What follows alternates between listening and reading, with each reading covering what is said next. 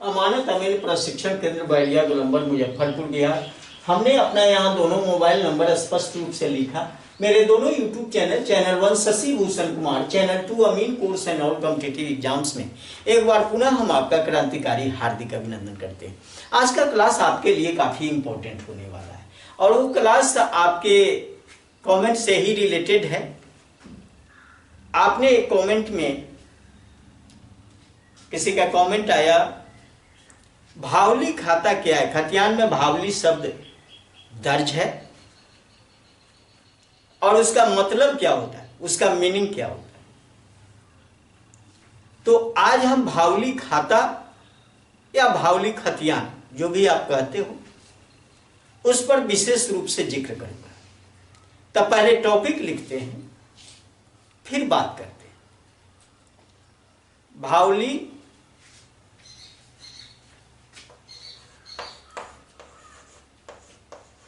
भावली खाता।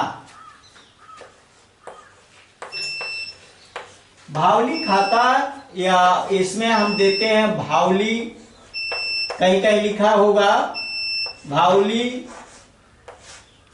खतियान। अब जो है आपके खतियान में आप देख लेंगे, ये दोनों एक ही शब्द है। भावली खाता या भावली खतियान, जो भी दर्ज हो।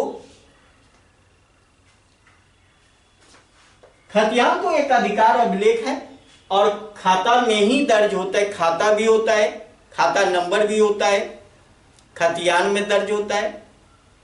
अब यहां पर भावली खाता के संबंध में हम विशेष रूप से बात करेंगे। ये होता क्या है, ये शब्द क्यों आया। जमींदारी हुकूमत हुआ करता था और जमींदारी हुकूमत में मालगुजारी वसूल की जाती थी। आज भी मालगुजारी आप देते हो, हम देते हैं। सारा जो जमीन जितने जोतने वाले लोग हैं, जितने रैयत हैं, सब उसके लिए टैक्स गवर्नमेंट को पे करते हैं। तो ये भावली खाता में क्या हुआ कि जमींदारी हुकूमत में टैक्स के रूप में, जमीन के मालगुजारी के रूप में नकद रुपया न लेते हुए अनाज के रूप में जो टैक्स लिया जाता था, गल्ला के रूप में जो टैक्स लिया, उसी अनाज का नाम गल्ला है। ये अनाज के ये अनाज या उपज, ये ऐसी को गल्ला कहते हैं, गल्ला। तो गल्ला के रूप में जो टैक्स लिया जाता था, अरे जितना जमीन था, माने मान लो कि ये तो हमने कहा कि खाता, जिस खाता की जमीन, एक खाता में तो बहुत सारे खेसरा होते हैं, बहुत सारे जमीन होते हैं, वो सारे जमीन का मालगुजारी गल्ला के रूप में वसूल किया जाता था, यानी अनाज के रूप में वसूल किया जाता था। इसी प्रकार की जमीन का नाम ये भावली खाता में दर्ज होता था, भावली खतियान में दर्ज होता था। माने नगद रुपया टैक्स के रूप में नहीं था, इस जमीन पर अनाज देना था, गल्ला देना था। और इसलिए इस खाता का नाम भावली खाता या भावली खतियान पड़ा। आज आपके खतियान में तो वहां तो रिकॉर्ड में दर्ज हो गया भावली। आज आपके खतियान में ये शब्द दर्ज है, तो बहुत लोगों को डर लगता है कि भाई ये क्या दर्ज है, कौन सा खाता है, इसका मीनिंग क्या होगा, क्या ये कमजोर खाता है या मजबूत खाता है। नहीं, ऐसी कोई बात नहीं, कहीं से कोई कमजोरी नहीं है इसमें।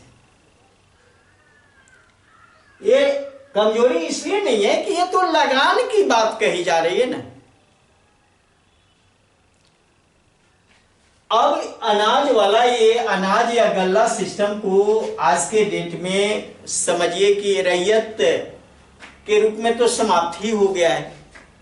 अब तो अनाज कोई देता नहीं, लेकिन हाँ अभी भी भावली शब्द को जगाकर लोगों ने रखा है। हम हो, आप हो, कोई हो, इस सिस्टम को आज भी समाप्त नहीं किया। ये सिस्टम आज चल रहा है और वो सिस्टम किसके लिए है? रैयत के लिए तो समाप्त हो गया है, लेकिन सिकमी रैयत और दर सिकमी रैयत ये दोनों के लिए ये सिस्टम तो आज भी।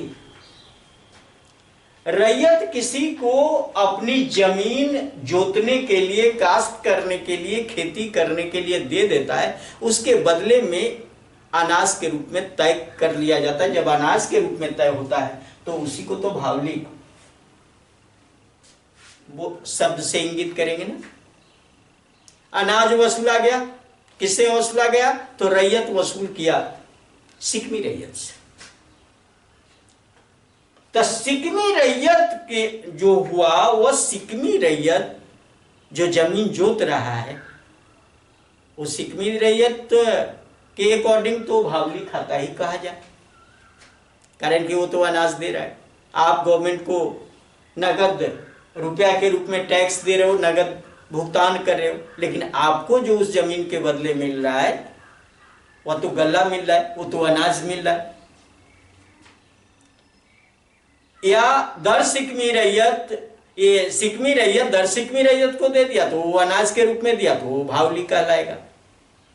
आज भी सिस्टम जीवंत है। अब ये शब्द स्पष्ट हो गया होगा कि भावली खाता में उन सारे जमीन को रखा गया था जिसका टैक्स अनाज के रूप में वसूल किया जाता था, नकद रुपया के रूप में नहीं, अनाज के रूप में। लेकिन इस भावली खाता का शर्त था, अनाज भी वसूल किया जाता था, तो उसके लिए कुछ शर्त था कि किस रूप में वसूल किया जाए। तो अनाज वसूलने का या गल्ला वसूलने का, गल्ला वसूली का शर्त था। जब तक शर्त आप कबूल नहीं करते हो, जब तक शर्त को आप नहीं जानते हो, तब तक आप क्या वसूल करो? कुछ वसूल ही नहीं होगा।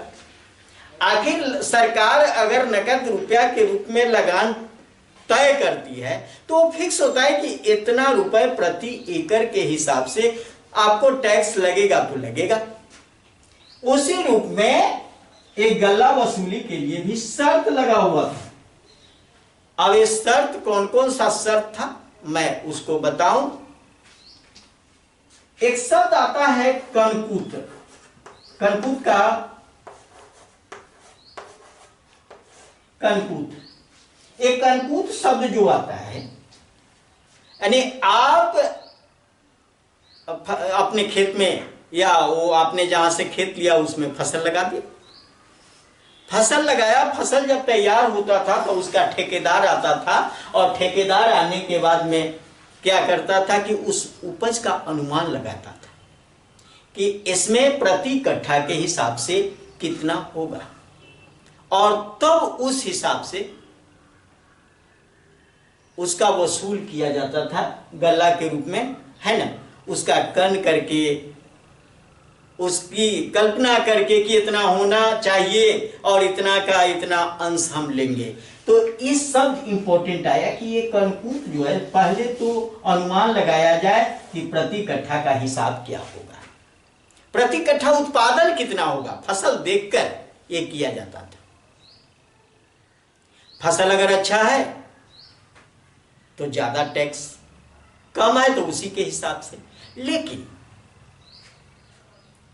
कनकूत तो ये तो अनुमान की चीज थी, ये शब्द अनुमान के लिए आया है, माने वो प्रति कट्ठा का कन किया गया, प्रति कट्ठा का अनुमान किया गया कि भाई कितना हम वसूल करें। लेकिन इस कनकूत के अंतर्गत, ये तो नंबर 1 कर दें, इस कनकूत के अंतर्गत जो आया है कुछ सिस्टम उसको मैं बता दूं। अब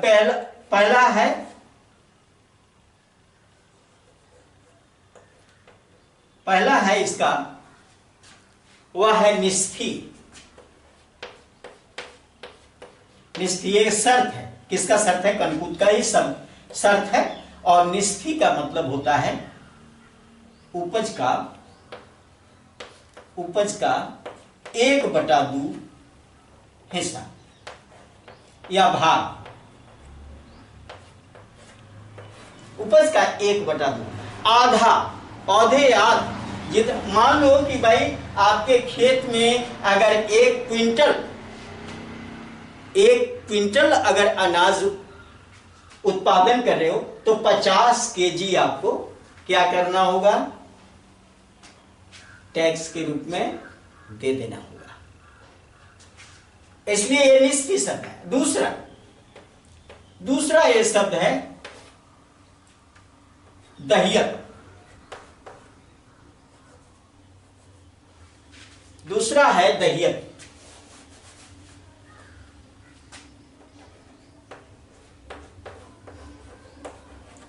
ये दहियत जो है, एक क्या हुआ कि इस शब्द मुगल एम्पायर में ज्यादातर इस्तेमाल किया गया। उपज का कितना? एक बताता है उपज का 10वां भाग। उपज का 1/10 भाग। जितना आप उत्पादन, जैसे 1 कुंटल उत्पादन किया तो उसका 1/10वां भाग मतलब 10 किलो। 10 किलो आपको प्रति कट्ठा हो उसके हिसाब से दे देना। स्पष्ट है? यहां दहियत उपज का 10वां भाग। खास करके मुगल एम्पायर में यह शब्द ज्यादातर और इसी रूप में वसूल भी किया गया। और उस खाता को भावली खाता के नाम से या भावली खतियान के नाम से हम लोग जानते हैं। चलिए आगे बढ़ते हैं। तीसरा तिहाई। और तिहाई, आप तिहाई शब्द तो जानते हो। उपज का 1/3 भाग या हिस्सा जो भी करना है या अंश जो भी बता रहे हो वो कर। तिहाई में अगर आप उत्पादन जो करोगे उसका 1/3 आपको देना पड़ेगा। 1/3 आपको दे देना है तो उसको तिहाई बोलते हैं। यहां पर आपको निस्फी बोले तो निस्फी में 1 क्विंटल है, मैंने 100 किलो है तो 100 में गुना 1/2 बराबर 50 किलो। ये 50 केजी ये क्या हुआ? एक टैक्स है। एक टैक्स है। यहां पर दहियत 100 किलो है, 100 गुना 1/10, 1/10, 0 से 0 कटा बराबर 10 केजी। ये क्या है? एक टैक्स है। फिर यहां तिहाई कर दिया। अगर 99 केजी उत्पादन किया आपने तो 99 गुना 1/3, 3 से 33 किया, 33 किलो। इस तरह से ये तिहाई हो गया। और ये स्पष्ट इसलिए मैं कर रहा हूं कि ताकि आप इसको समझिए। हमारे बहुत सारे कमजोर लोग हैं मार्केट में, सब लोगों को सुगमता से समझ में आए इसके लिए ही तो हम मेहनत करते हैं। कुछ लोग तो ऐसे लिख देते हैं तो समझ में आ जाए, लेकिन सभी लोगों को समझ में नहीं आएगा। अब सब लोगों को समझ के लिए तो थोड़ा मेहनत हमको बढ़ाना पड़ेगा। चौथा हम देख लेते हैं, इसका चौथा सिस्टम क्या, चौथा शब्द इसी का। एक कनकूत का ही सारा शर्त हम अभी यहां पर दे रहे हैं। चौथा शर्त, चौथा जो होता है चहाराम। चहाराम, चहाराम, चहाराम का मतलब है उपज का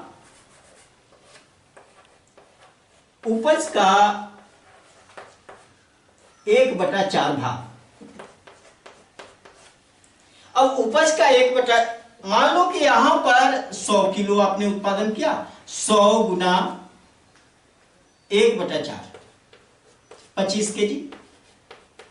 अब आपको टैक्स कितना देना है? 25 kg। 25 kg ये टैक्स लगेगा।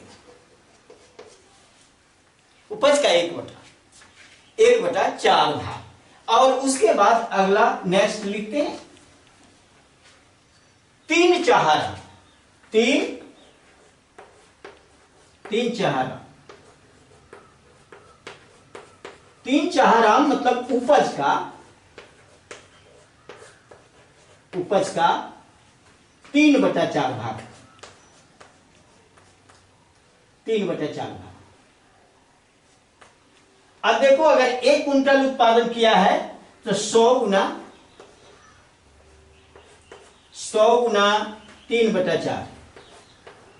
4 से काट दो 25 और 25 दिया 75 kg ये टैक्स देना है आपको। ये भावली का सिस्टम था। भावली खाता, भावली खतियान जो भी है उसका सिस्टम था। आज रैयत के लिए ये भावली समाप्त हो गया। आपके खतियान में अगर भावली सब दर्ज है तो यह नहीं समझे कि कहीं से आपका खतियान कमजोर है। ये शब्द रेंट के लिए है। ये शब्द का प्रयोग किया गया लगान के लिए, न कि रैयत के अधिकार के लिए। रैयत के अधिकार के लिए नहीं। अधिकार में कहीं से आपके खतियान में कहीं कोई प्रॉब्लम होगा ही नहीं। ये भावली शब्द देखकर लोग घबरा जाते हैं कि ये क्या लिखा हुआ है भाई। लेकिन मैं इस शब्द को स्पष्ट कर देना चाहता हूं कि ये टैक्स पे करने के लिए शब्द था। और टैक्स पे अनाज के रूप में, गल्ला के रूप में आप देते थे। तो आप रुपया दिया या अनाज दिया, बात तो बराबर है, पावर तो बराबर है। पावर में तो किसी तरह की कमी नहीं रही। आप आराम से इसको बारीकी से समझ सकते हो। और दिखाया भी हमने।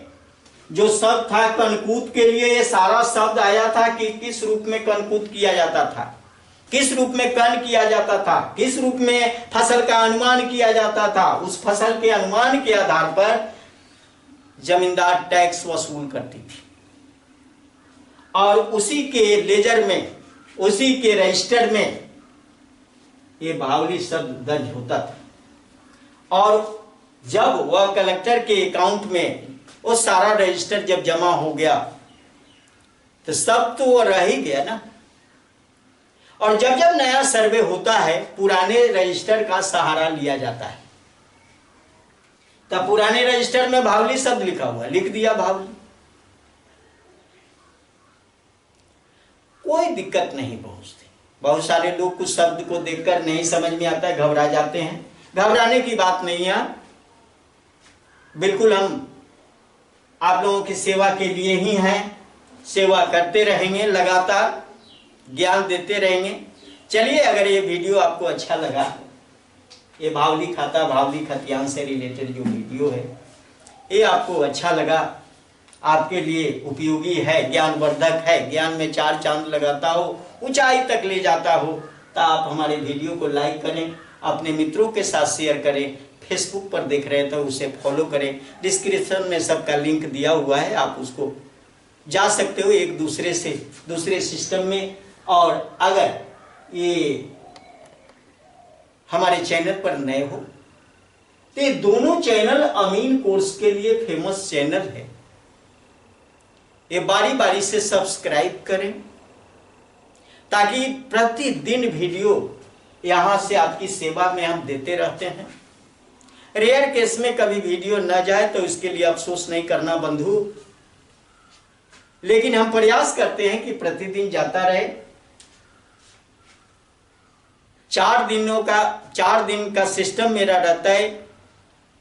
2 दिन लंबा वीडियो और 2 दिन छोटा वीडियो आपको मोटिवेट करने के लिए, आपके मोटिवेशन के लिए, आपके लाइफ में सकारात्मक विचार उत्पन्न करने के लिए वो 1 मिनट से कम का वीडियो मेरा बनता है कि ताकि आप में कुछ प्रेरणा के जो स्रोत हैं वो जागृत होते रहें, इसके लिए वो वीडियो आपकी सेवा में हम देते हैं।